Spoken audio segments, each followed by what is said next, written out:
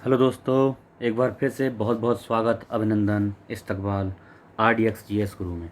दोस्तों, कल हमने अपना एक चैप्टर किया था। क्या था वो? शासन प्रणाली। उसी के आज MCQ लगा लेते हैं। ठीक है, चलिए शुरू करते हैं। सबसे पहला क्वेश्चन है, निम्नलिखित में कौन सा राज्य का सबसे महत्वपूर्ण तत्व है? कौन सा है? इसमें है संप्रभुता। संप्रभुता राज्य का सबसे महत्वपूर्ण तत्व है, यानी कि राज्य जब भी सबसे महत्वपूर्ण माना जाएगा जब वो संप्रभु है। संप्रभुता नहीं है तो कुछ भी नहीं है। ठीक है, चलिए नेक्स्ट देखते हैं। भारत की संप्रभुता के संबंध में निम्नलिखित कथनों पर विचार कीजिए।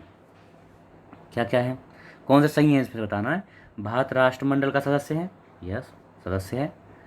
राष्ट्रमंडल की सदस्यता के कारण भारत की संप्रभुता कम हो जाती है। ये सही है गलत है? तो ये बिल्कुल गलत है। राष्ट्रमंडल का सदस्य तो हम हैं, लेकिन इससे हमारी संप्रभुता कम नहीं होती। तो यानी केवल 1 सही है। चलिए नेक्स्ट क्वेश्चन देखते हैं। क्या है? संसदात्मक शासन व्यवस्था में क्या होता है, इनमें से बताइए। न्यायपालिका का कार्यपालिका पर नियंत्रण होता है, कार्यपालिका का न्यायपालिका पर नियंत्रण होता है, कार्यपालिका का विधायिका पर नियंत्रण होता है, विधायिका का कार्यपालिका पर नियंत्रण होता है। तो ऑप्शन डी, यानी कि विधायिका का कार्यपालिका, विधायिका मतलब संसद और कार्यपालिका मंत्रिपरिषद, इस पर नियंत्रण होता है। यही संसदीय व्यवस्था होती है।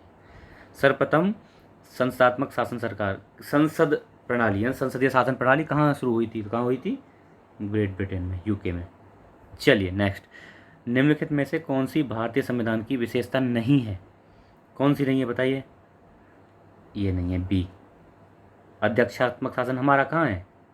हमारा संसदात्मक शासन प्रणाली है, स्वतंत्र न्यायपालिका है, संघात्मक भी है, लेकिन अध्यक्षात्मक शासन प्रणाली हमारे यहाँ नहीं है।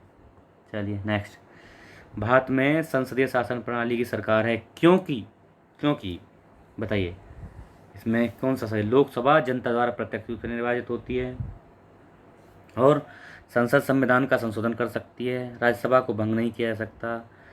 इसका ऑप्शन डी सही है। मंत्रिपरिषद लोकसभा के प्रति, मैंने कल ही बताया था आपको, ऐसा संसद आ जाए या लोकसभा आ जाए तो मंत्रिपरिषद लोकसभा के प्रति उत्तरदायी होती है। यही सही है।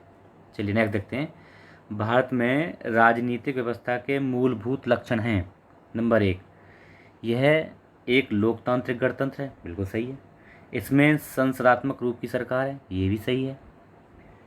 अगला है, सर्वोच्च सत्ता भारत की जनता में निहित है। सही है क्या ये? आप बताएंगे कुछ। यह एक एकीकृत शक्ति का प्रावधान करती है। बताइए कौन सही है इसमें से? इसमें चारों चारों नहीं, इसमें 3 सही है। सॉरी, हाँ 3 सही है। यानी एकीकृत शक्ति कहाँ है यार? विकेंद्रीकृत है ना शक्ति, शक्तियों का विकेंद्रीकरण हुआ है ना। ये सही है, ये सही है और ये सही है। 1 2 3 सही है, यानी ऑप्शन बी सही है। सभी चारों नहीं है क्योंकि एकीकृत शक्ति नहीं है, यहाँ विकेंद्रीकरण है शक्ति का विकेंद्रीकरण हुआ है, यानी कि शक्तियों का बंटवारा हुआ है। केंद्र में है, राज्य में है और स्थानीय सरकारों को भी दिया है, तो उसको तो विकेंद्रीकरण बोलते हैं। चलिए नेक्स्ट देखते हैं। निम्नलिखित कथनों पर विचार कीजिए। भारत एक लोकतांत्रिक राज्य व्यवस्था है। बिल्कुल सही है। भारत एक प्रभुता संपन्न राज्य है। प्रभुता संपन्न मतलब संप्रभु है। ये भी सही है। भारत में लोकतांत्रिक समाज है। ये भी सही है। भारत एक कल्याणकारी राज्य, कल्याणकारी भी है, लोकतांत्रिक समाज भी है। इसमें चारों सही है, तो ऑप्शन डी सही है, ऑप्शन डी। चलिए नेक्स्ट देखते हैं। निम्नलिखित कथनों पर विचार कीजिए और नीचे दिए गए कूट से सही उत्तर को चुनिए। भारत एक लोकतांत्रिक देश है। सही है। भारत का अपना एक संविधान है। बात तो दोनों सही है, लोकतांत्रिक भी है और अपना संविधान है। अब देखिए, इसमें 2 चीज़ होती हैं, ए तथा आर दोनों सही हैं, आर ए की सही व्याख्या कर रहा है तो देना है ए को। ए और आर दोनों सही हैं लेकिन आर ए की सही व्याख्या नहीं कर रहा है। क्या हम इसलिए लोकतांत्रिक हैं कि भारत का एक अपना संविधान है इसलिए लोकतांत्रिक? लोकतांत्रिक का मतलब यही होता है कि संविधान होता है वही लोकतांत्रिक होता है? नहीं, इसलिए ऑप्शन बी सही होगा। दोनों बात सही हैं, लेकिन जो आर है, रीजन है, वो कथन हाँ, जो रीजन है वो एसर्शन का सही व्याख्या नहीं करता है। ठीक है, अगला देखते हैं। कल्याणकारी राज्य वेलफेयर स्टेट का उद्देश्य है। क्या है बताइए, क्या उद्देश्य होता है इसका? उद्देश्य होता है कमज़ोर वर्गों के लिए कल्याण का प्रबंधन, जैसे हमारे SC ST, महिला, दिव्यांगजन, तो ये कमज़ोर वर्ग हैं, इनके लिए क्या करना है? वेलफेयर करना है, इनके लिए कल्याण का प्रबंध करना, यही कल्याणकारी राज्य, वेलफेयर स्टेट इसी को बोलते हैं। नेक्स्ट देखते हैं, भारत में राजनैतिक सत्ता का प्रमुख स्रोत कौन सा है बताइए? इनमें से कौन सा है? भारत में राजनीतिक सत्ता का प्रमुख स्रोत क्या है? संसद है, संविधान है, राष्ट्रपति है, जनता है? तो क्या है? जनता। आपने प्रियम्बल पढ़ी होगी, इस प्रस्तावना, हम भारत के लोग, तो सत्ता का स्रोत क्या है? जनता। चलिए नेक्स्ट देखते हैं, अभी क्या है नेक्स्ट, निम्नलिखित में से कौन सा सही है? इनमें से कौन सा सही है? अध्यक्षात्मक शासन प्रणाली, मतलब प्रेसिडेंशियल फॉर्म ऑफ गवर्नमेंट की विशेषता कौन सी होनी चाहिए? इसमें कौन सी सही है? कार्यकारिणी का प्रमुख राष्ट्रपति होता है, बिल्कुल सही है भाई, ये तो होता है। राष्ट्रपति अपने मंत्रिपरिषद का चयन स्वयं करता है, ये भी तो हमने पढ़ा था। राष्ट्रपति व्यवस्थापिका को भंग नहीं कर सकता, व्यवस्थापिका मतलब किसको? संसद को, ये भी सही बात है। ऊपर वर्णित सभी सही हैं, सभी सही हैं, मतलब ये तीनों ही बात सही हैं। किसमें? अध्यक्षात्मक शासन प्रणाली में, यानी कार्यकारिणी का प्रमुख राष्ट्रपति होगा, राष्ट्रपति अपने मंत्रिपरिषद का स्वयं चयन करेगा, और राष्ट्रपति व्यवस्थापिका यानी संसद को भंग नहीं कर सकता है। चलिए नेक्स्ट देखते हैं, भारत एक गणतंत्र है जिसमें अंतर्निहित है, मतलब गणतंत्र होने का मतलब क्या है? इन चारों में से बताओ। एक है, इसका मतलब होता है कि हाँ ये चीज़ है तो गणतंत्र है। इसका मतलब होता है राज्य का जो अध्यक्ष है वो निर्वाचित होता है, यानी जैसे हमारे प्रेसिडेंट साहब हैं, राष्ट्रपति साहब है ना, राष्ट्रपति महोदय हैं, अभी तो महोदया, राष्ट्रपति महोदया हैं जो, वो क्या है? चुनी जाएंगी, चुनकर आई हैं ना अभी। तो इसका मतलब यही है कि हमारा जो राष्ट्रीय अध्यक्ष होंगे वो जो है चुने जाएंगे। जैसे संसद, अभी देखो ब्रिटेन में भी लेटेस्ट उदाहरण दे रहा हूँ आपको मैं, अभी क्या हुआ है वहाँ, एलिजाबेथ द्वितीय थी ना, वहाँ की जो महारानी थी, उनका निधन हो गया, तो चार्ल्स पंचम, उनका जो लड़का था, बड़ा लड़का, उनको बनाया गया है अभी क्या? किंग।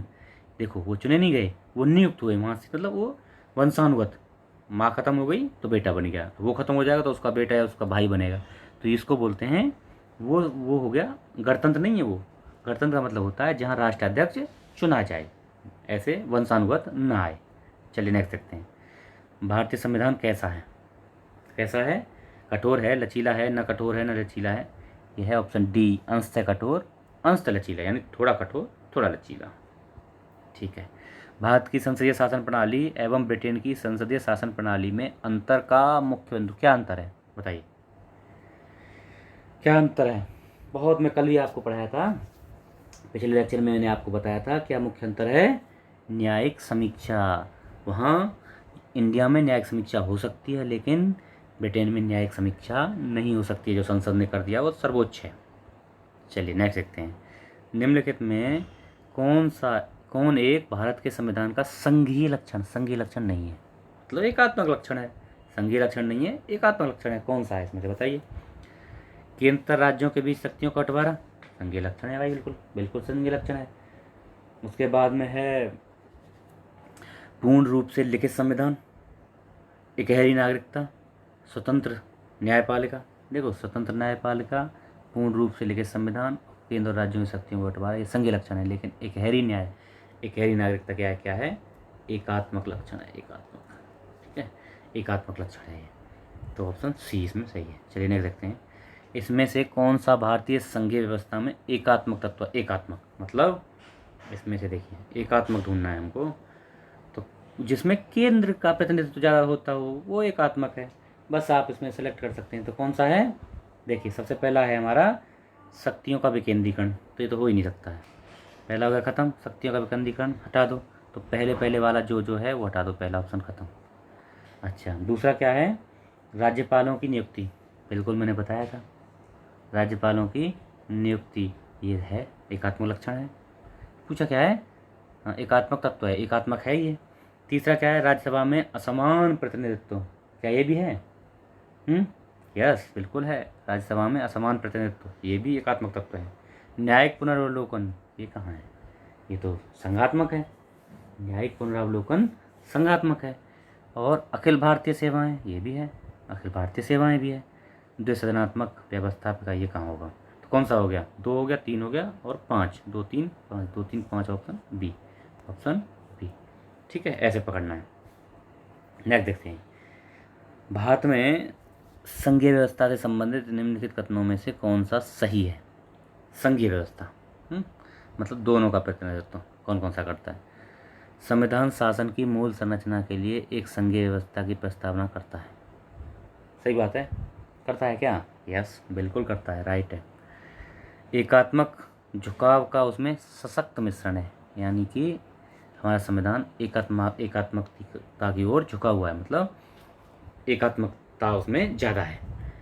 दोनों संघ तथा राज्य विधायिकाएं प्रभुता संपन्न, मतलब प्रभुता संपन्न समझते हो, प्रभुता संपन्न मतलब है कि अलग अलग पावर हैं क्या, केंद्र को तो हैं, राज्य को हैं, राज्य को नहीं है। राज्य कहीं किसी दूसरे देश से अपनी मर्जी से कोई समझौता या कोई एग्रीमेंट नहीं कर सकता है, तो ये तो गलत हो गया तीसरा। चौथा, विधायकीय, वित्तीय तथा न्यायिक शक्तियाँ संघ तथा उसकी इकाइयों के मध्य विभाजित की गई हैं, ये भी गलत है भाई। न्यायिक शक्तियाँ विभाजित नहीं की गई हैं, ये सिस्टम मतलब ये क्या है, एक सोपान क्रम में है। सुप्रीम कोर्ट है, हाई कोर्ट है, और उसके नीचे जिला न्यायालय हैं, और उसके नीचे अन्य न्यायालय हैं, तो ये क्या अलग हैं और ये स्वतंत्र है, राज्यों को बंटवारा नहीं किया गया है। क्या बोल रहा है इसमें, संघ एवं उसकी इकाइयों के मध्य विभाजित नहीं हुई हैं, वो अलग से हैं, इंडिपेंडेंट है, तो ये भी गलत हो गया। कौन कौन सही हुआ, 1 और 2, 1 और 2 हमारा ऑप्शन बी सही है। चलिए नेक्स्ट देखते हैं। नीचे 2 वक्तव्य दिए गए हैं, राजनीतिक दल लोकतंत्र के जीवन रखते हैं, ये बात सही है, बिल्कुल सही है। लोग खराब शासन के लिए सामान्यतः राजनीतिक दलों को कोसते हैं, बात सही है, सही तो है। और ये जो है आर इसका ए का व्याख्या करता है कि नहीं, हाँ बिल्कुल करता है। मतलब अगर खराब शासन होगा तो राजनीतिक दल को कोसते हैं, ये हमारे जीवन के रक्त कहे जाते हैं, तो बिल्कुल सही है, ऑप्शन ए सही है। ए और आर दोनों सही हैं और आर सही स्पष्टीकरण कर रहा है ए का। नेक्स्ट, भारतीय संविधान अर्धसंघात्मक है अर्धसंघात्मक। भारतीय संविधान ना तो संघात्मक है और ना ही एकात्मक है। देखो, अर्धसंघात्मक है बिल्कुल सही है, लेकिन ना तो संघात्मक है और ना ही एकात्मक है। क्यों, हमने ये पढ़ा था, ये गलत है, आर गलत है। हमने पढ़ा था कि एकात्मकता की ओर झुका हुआ, एकात्मकता की ओर झुकाव के साथ संघात्मक है, तो यानी कि आर हो गया गलत, ए है सही, ए सही परंतु आर गलत, ऑप्शन सी। चलिए नेक्स्ट देखते हैं, भारतीय संघवाद को सहकारी संघवाद किसने कहा था। आपको याद होगा, ऑप्शन ए, जी ऑस्टिन ने कहा था भारतीय संघवाद को सहकारी संघवाद किसने कहा था, जी ऑस्टिन ने। नेक्स्ट, भारतीय संविधान के विषय में निम्नलिखित कथनों में से किसका सही है, मतलब हाँ कौन सा सही है। भारतीय संविधान अधिक कठोर तथा अधिक लचीले के मध्य एक अच्छा संतुलन स्थापित करता है, ये बात किसने कही थी, मतलब ये बात हमको ये बतानी है, ये बात किसने कही थी। यानी भारतीय संविधान अधिक कठोर तथा अधिक लचीले के मध्य एक अच्छा संतुलन स्थापित करता है, ये बात किसने कही थी, ये बताना है। तो मैंने आपको पढ़ाया था किसने कही थी ये बात, हमारे डॉक्टर भीमराव अम्बेडकर साहब ने। किसने, भीमराव अम्बेडकर साहब ने कहा था कि भारतीय संविधान अधिक कठोर तथा अधिक लचीले के मध्य एक अच्छा संतुलन है। ठीक है, चलिए नेक्स्ट देखते हैं, निम्नलिखित में से किस एक का कथन है कि संविधान को संघात्मकता के तंग ढांचे में नहीं ढाला गया है। किसने कहा था कि संविधान को संघात्मकता के तंग ढांचे में नहीं, बात एक ही है, जो ऊपर वाली बात है ना वही है, मतलब दोनों के बीच संतुलन है, संघात्मकता के तंग ढांचे में नहीं डाला, तो किसने बोला है, अम्बेडकर साहब ने बोली, ये बात भी ध्यान रखना। ठीक है, नेक्स्ट, विधि और स्वाधीनता के बीच सबसे उपयुक्त संबंध को निम्नलिखित में से कौन प्रतिबिंबित करता है। मतलब विधि और स्वाधीनता के बीच इनमें से कौन सा वर्ड सही उसको प्रतिबिंबित करता है, कौन सा करता है, तो इसमें है यदि विधि नहीं तो स्वाधीनता नहीं। ये सबसे अप्रोप्रिएट है कि जहाँ विधि नहीं होगी, विधि मतलब नियम, रूल रेगुलेशन, कानून, जहाँ कानून नहीं होंगे, रूल नहीं होंगे, तो वहाँ स्वाधीनता कैसे होगी। भाई मान लो जहाँ रूल ही नहीं है, ये रूल नहीं है कि भाई किसी का कोई शोषण नहीं करेगा, तो जो अमीर आदमी और जो शक्तिशाली आदमी है तो गरीब का शोषण करेगा, तो फिर स्वाधीनता कहाँ हुई, उसको तो परतंत्र बना के रखेगा। तो ये चीज़ है। अच्छा, समाज में समानता के होने का एक निहितार्थ यह है कि उसमें क्या होगा बताओ, विशेषाधिकारों का अभाव होगा, अवरोधों का अभाव होगा, प्रतिस्पर्धा का अभाव होगा, विचारधारा का अभाव होगा। इनमें से कौन सही है? देखिए IAS में आया हुआ है, IAS 2017 में आया हुआ क्वेश्चन है ये। तो उसमें क्या होगा, मतलब समानता होने का निहितार्थ यह है कि उसमें विशेषाधिकारों का अभाव होगा, मतलब किसी के पास विशेषाधिकार नहीं होंगे, प्रिविलेज नहीं होगा किसी के पास। तो ये इसका एप्रोप्रिएट आंसर है। तो आशा करता हूँ आपको मेरा ये लेक्चर पसंद आया होगा, और थोड़ा मैं कर रहा हूँ कोशिश, धीरे धीरे आपको एक नया लेक्चर देते जा रहा हूँ, और धीरे धीरे हमने सीरीज़ को कवर करते जा रहे हैं। ऐसे ही देखते जाइए, धीरे धीरे संविधान कवर हो जाएगा। तो आप लोगों से अपेक्षा है कि भाई चैनल को सब्सक्राइब करवाएंगे, शेयर करेंगे, व्यूज़ बढ़ाएंगे, सब्सक्राइब करवाइए, है ना। Okay, thank you so much.